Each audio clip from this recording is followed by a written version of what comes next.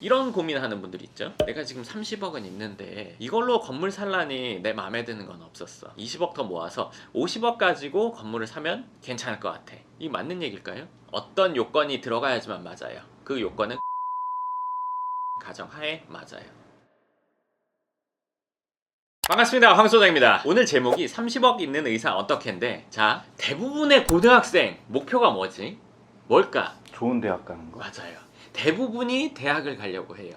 그리고 자기 실력에서 갈 수 있는 가장 좋은 대학을 가려고 하지. 그렇다면 대부분의 의사들이 꿈꾸는 건 뭘까? 본인 병원? 맞아.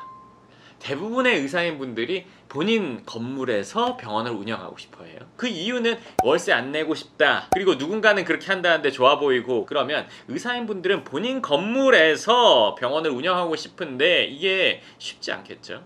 특히나 이거는 핵심 지역으로 들어오면 들어올수록 더 어려워요. 왜? 쉽게 말해서 버는 돈의 차이보다 건물값의 차이가 더 커져. 강남에서 병원이 아무리 잘 돼도 그 병원을 살 수 있는 사람은 극소수야. 그러다 보니까 어떤 생각을 하게 되냐면, 내가 내 건물에서는 못해도 어떤 상가가 크게 지어져서 분양을 하면 내 병원이 들어갈 상가를 분양받아서 거기서 내가 병원을 하겠다 하는 분들이 많단 말이에요. 왜? 그것도 내 건물은 아니지만 내 상가니까 일단 월세 안 내는 건 똑같아 해서 그 상가를 분양받아서 병원을 하는 경우들이 있어. 그리고 그걸 목표로 하는 분들도 있고.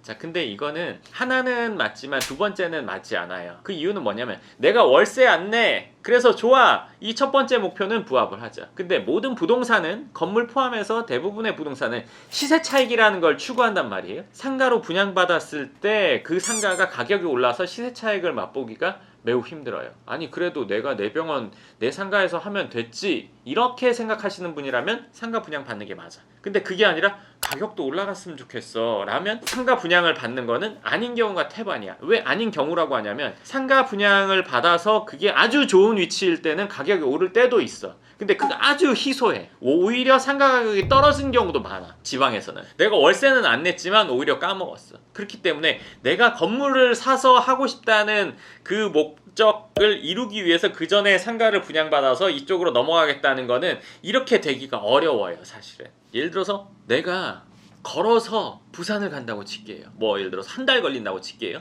근데 자전거 타고 가면 2주면 돼. 예를 들어서 차를 탔어. 차는 예를 들어서 4시간이면 가야 될 거지. 네. 근데 차를 탔는데 한 10일이 걸려.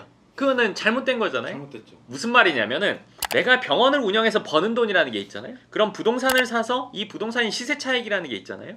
그러니까 합쳐져서 시너지가 나야 된다는 거죠. 내가 걸어갈 때보다 자전거 페달을 밟으니까 더 빨리 갔어. 내가 차를 타고 운전하니까 더 빨리 갔어가 돼야 되잖아요. 그럼 경제적으로도 내가 병원만 운영했을 때 버는 돈, 그리고 부동산까지 샀을 때 버는 돈, 얘가 시너지가 나서 더 빠르게 자산 상승이 일어나야 되는 거예요. 근데 상가를 분양받았더니 내가 부동산 투자를 하긴 했는데 내가 버는 돈은 이렇게 됐는데 상가값이 오르는 게 그냥 그래요. 의미가 없는 거예요.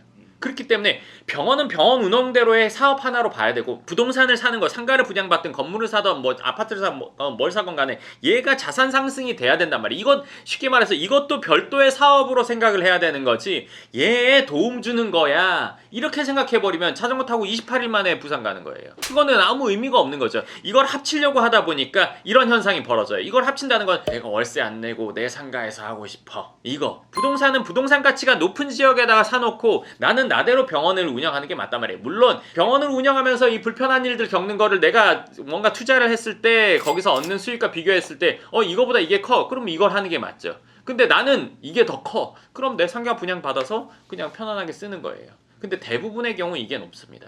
그리고 근데 이런 경우가 있죠. 고소득자라고 해도 돈을 모으는 거는 쉬운 일은 아니에요. 왜냐면 어느 정도 절제를 해야 되니까. 그리고 고소득인 경우에는 눈높이가 높아집니다. 건물을 보더라도 누군가는 50억 정도, 70억 정도에 만족하지만 고소득이 되면 100억도 마음에 안 들어. 소득이 높아질수록 건물을 보는 눈도 높아진단 말이에요. 그러면 이런 고민하는 분들이 있죠. 내가 지금 30억은 있는데 이걸로 건물 살라니 내 마음에 드는 건 없었어. 한 3년만 모으면 20억 더 모을 것 같아. 20억 더 모아서 50억 가지고 건물을 사면 괜찮을 것 같아. 이 맞는 얘기일까요? 어떤 요건이 들어가야지만 맞아요. 그 요건은 건물 가격이 오르지 않는다는 가정하에 맞아요. 그렇지만 현실에서 일어나는, 강남에서 일어나는 일은 뭐냐면, 30억을 가지고 60억짜리 건물을 사려고 했어요. 그래서 나는 20억 더 모아서 100억짜리 사야지 하고 2년을 모았어요. 그래서 2년 뒤에 3년 뒤에 가서 봤더니 그때 60억짜리가 100억이 돼 있어요. 내가 열심히 했는데 제자리. 그래서 딱 보니까 그때 그 건물이에요. 또 더 모아서 갔더니 또 그 건물이에요. 네, 이것도 좋은 시나리오일 때입니다. 그 말은 뭐냐면 모아서 갔더니 그때 걔보다 모태가 대부분이에요. 그러면 난 지금 30억 갖고 이거 시작하는 그기에는 그래도 마음에 안 들어. 예, 마음에 안 들어도 해야 되는 때가 있죠. 첫 번째. 자, 그리고 두 번째 방법이 있습니다. 뭐냐면 보통 저희 영상을 몇천 명이 넘게 보는데 그 중에 한 명 하면은 이 영상은 성공한 거예요. 한 명만 해도 그 정도 확률이야. 네, 올인하는 겁니다. 내가 30억 있고 전세 10억짜리 사는데 10억짜리 전세 빼서 월세로 가야 됩니다. 난 자가인데 자가에 대한 만족감이 있잖아. 네, 건물을 샀을 때의 만족감과 내가 자가 살 때의 만족감을 비교해 보십시오. 내가 이거 팔고 건물을 산다는 거 50억 내외 되는 돈을 가지고 100억 초중반의 건물을 사면 내 자가를 갖고 있는 만족도가 클까? 이 건물을 갖고 있는 만족도가 클까요? 그거 생각해 보세요. 냉정하게 따져 보세요. 이 이유는 뭐냐면 대부분의 고소득자, 의사인 분들 중에 고소득자인 분들이 소득 흐름은 많아요. 현금 흐름은 많아요. 근데 목돈이 없어요. 야, 30억인데 어떻게 목돈이 없어? 건물을 사기에 넉넉한 현금이 없다는 거예요. 그렇기 때문에 월세 사는 건 부담이 전혀 없어요. 그렇기 때문에 월세를 살면서 투자를 계속 해나가야 된단 말이에요. 근데 특히나 내가 사는 지역이 서울이 아니거나 외곽 지역이거나 아예 지방이라면 무조건 합치는 게 훨씬 더 득이 됩니다. 내가 건물을 사고 나서 이 이후에 집을 사도 되는데 대부분의 경우 경제활동을 하다 보면 어떻게 되냐면 집을 한번 사면 만족감에서 집을 꾸미고 그 뒤에 소비로 가는 경우가 많아요. 내가 원하는 집을 사면 이미 숙제가 끝난 것처럼 생각한단 말이에요. 그리고 집을 사고 나서 내가 뭐 예를 들어서 40대 초중반이다 뭐 이런 정도에서 현금 흐름이 어느 정도 있고 좋은 차 있고 목돈을 어느 정도 모아가고 있다. 만족도를 상당히 느낍니다. 근데 이제 40대 후반이 되거나 50대 초중반이 된다. 이러면 거기서 불안함이 오죠. 왜? 애들이 커가고 학교를 가야 되고 아니면 유학을 가거나 아니면 애들이 결혼 정년기가 되거나 이러면 들어갈 돈이 많거든요. 그럼 내가 모아놨던 목돈이라는 게 곧 다 소진되거나 소진되고 나면 얼마 안 남는다는 걸 알게 된단 말이에요. 생각해보세요. 50대 중반에 집 한 채 있고 현금 한 30억 있다고 칠게요. 50 한 5, 6세면 앞으로 10년 정도 할 수 있겠죠? 근데 애들이 다 20 뭐 한 2, 3살 됐어요. 집 해줘야 돼요. 아니면 결혼할 때 혼수를 해줘야 돼요. 그리고 본인들 노후를 보내야 돼요. 그러면 월 지출이 꽤 되거든요. 계산이 안 나옵니다. 계산이 나오게끔 미리 손을 써놔야 돼요. 그래서 있는 집을 팔아서 여유자금이랑 합쳐서 건물을 사거나 전세라면 월세로 바꾸고 전세자금이랑 여유자금이랑 합쳐서 건물을 사거나 이렇게 돼야 돼요. 근데 이런 게 있죠. 대부분의 경우에 많은 사람들이 자기 눈높이에 흡족한 건물을 사고 싶어 합니다. 이 영상 의사분들을 위한 거니까 생각해보세요. 의사 되는데 몇 년 걸렸죠? 대학도 오래 다니고 레지던트 인턴 뭐 어쩌고저쩌고 이거 쫙 하고 나서 의사가 되는 거죠. 건물도 내가 원하는 걸 한 번에 살 수 있는 사람은 극히 드뭅니다. 처음에 어느 정도 목돈을 가지고 100% 만족은 안 하지만 얘 쉽게 말하면 씨앗 같은 존재. 얘가 키워져서 다음으로 가서 최종적으로 원하는 건물이 되는 단계를 거쳐야 되는 거지. 내가 이 정도 있으면은 이 정도 건물은 사야지, 이 정도 돼야 나는 마음에 들어. 이거는 사실 잘못된 거예요. 그렇게 건물 투자를 한다면 건물 투자 자체가 되지 않습니다. 그래서 내 자금이 맞는 상태부터 키워나가는 게 맞는 거지. 어느 날 갑자기 내가 모은 돈으로 내가 원하는 건물 적어야 해서 바로 살 수 있는 사람은 손에 꼽을 겁니다. 그리고 또 하나, 지금 이렇게 말하면 좀 의사 아닌 분들도 이 영상을 보시니까 이렇게 말하면 좀 그럴 수 있는데 돈을 많이 번다고 해도 답이 없다는 거 느끼실 거예요. 내가 이 정도를 버는데 이 정도를 쓰고 있는데 은퇴를 하고 나면 병원을 그만두고 나면 그만한 소득이 안 들어온다는 거 알거든요. 그런데 내가 대략 얼마나 필요하다는 건 아는데 그 돈이 충족 안 된다는 거 안단 말이에요. 그렇기 때문에 지금 시스템을 바꿔야 돼요. 그렇지 않으면 나중에 50대 중후반이 되면 바꾸고 싶어도 못 바꾸고 내가 건강이 좋든 나쁘든 끝까지 일을 해야 됩니다. 그걸 바꿀 수 있는 건 지금 시점이라고 생각하시면 좋을 것 같습니다. 질문 있습니까?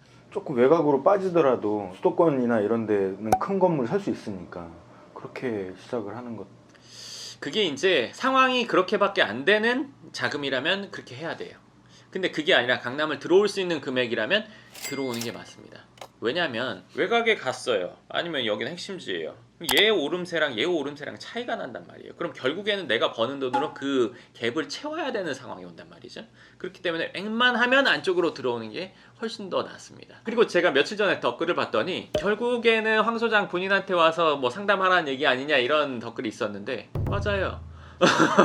제가 그만한 실력을 갖고 있고 그만한 경험을 갖고 있으니까 저보다 더 많은 경험이나 더 높은 실력이 있는 사람을 찾을 수 있다면 찾아서 해보세요. 제가 지금까지 보기에는 아무도 없었거든요. 뭐 유튜브거든 아니면 온라인이건 뭐 오프라인이건 제가 보지 못했어요. 그래서 그런 거니까요. 그 부분은 한번 생각해 보시면 좋을 것 같습니다. 그리고 그 외에 뭐 저한테 오든 안 오든 상관없이 제가 한 이야기를 가지고 한번 깊게 고민해 보세요. 제가 한 얘기 이거 100% 맞다고 누구나 다 아실 거예요. 왜냐면 그런 분들이 저한테 와서 하는 얘기를 저는 듣고 알게 된 거지 제가 혼자 이렇게 가만히 생각하다가 아니면 뭐 온라인에서 검색하다가 알게 된 게 아니란 말이에요. 이건 진짜 사실이란 말이에요. 그렇기 때문에 내가 매달 쓰는 정도의 생활비를 나올 수 있는 뭔가가 있어야 된단 말이에요. 거기 뭐 연금이든 펀드든 건물이든 뭔가가 있어야 한단 말이에요. 그러니까 이 준비하는 건 무조건 맞습니다. 그렇기 때문에 오늘 제가 해드린 얘기 반드시 한번 깊게 생각해 보시고 판단해 보시면 좋을 것 같습니다. 네, 그럼 오늘 영상 여기까지 하겠습니다. 감사합니다.